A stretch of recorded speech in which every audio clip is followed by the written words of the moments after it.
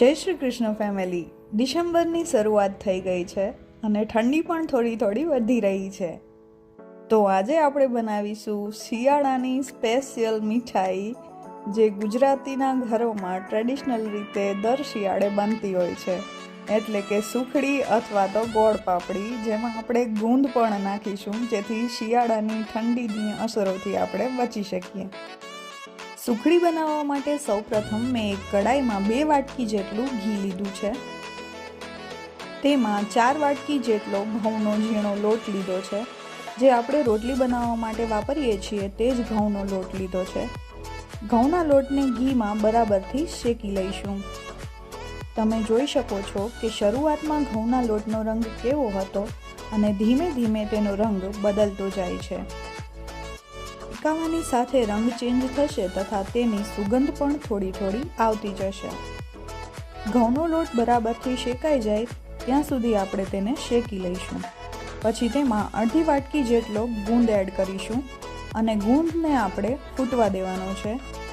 ગુંદ બરાબર ફૂટે ત્યાં સુધી આપણે મિક્સરને મિક્સ કરતું રહેવાનું છે.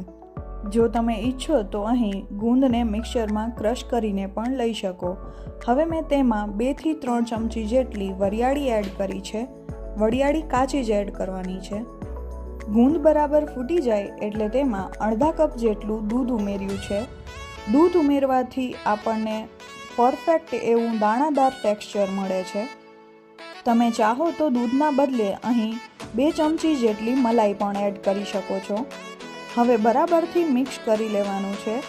ત્યારબાદ તેમાં 2 વાટકી જેટલો ગોળ ઉમેરી દેવાનો છે અને બરાબર ગોળ ઓગળે ત્યાં સુધી મિક્સ કરી લેવાનું છે. ત્યારબાદ તેમાં 1 ચમચી જેટલો ઇલાયચી જાયફળનો પાવડર મિક્સ કરી અને ગ્રીસ કરેલી ચોકી અથવા તો ત્રાસમાં આપણે તમામ મિક્સરને ઢાળી દઈશું. આ રીતે ચમચા અથવા ગ્રીસ કરેલા વાટકાની મદદથી આપણે સુખડીને બરાબર સેટ કરી લઈશું. સુખડીના મિક્સરને તમામ ખૂણેથી આવી રીતે ચમચા દ્વારા દબાવીને સેટ કરી લઈશું. બરાબર સેટ કર્યા પછી સુખડી ઉપરથી આપણે થોડી થોડી ખસખસ છાંટી દઈશું, જેથી તેનો લુક પણ સારો આવે અને સ્વાદમાં પણ વધારો થાય. 5 થી 7 મિનિટ સુધી સુખડીને રેસ્ટ આપી અને પછી તેના ચોસલા પાડી લઈશું. તો જોતા જ ખાવાનું મન થઈ જાય તેવી પોચી અને મોઢામાં રાખ્યા ભેગી મોઢામાં ઓગળી જાય તેવી ગુંદવાળી સુખડી બનીને તૈયાર છે. વધુ આવી રેસિપીઝ માટે મારી ચેનલને લાઈક, સબસ્ક્રાઈબ અને શેર જરૂર કરજો. Thank you for watching. જય શ્રી કૃષ્ણ ફેમિલી.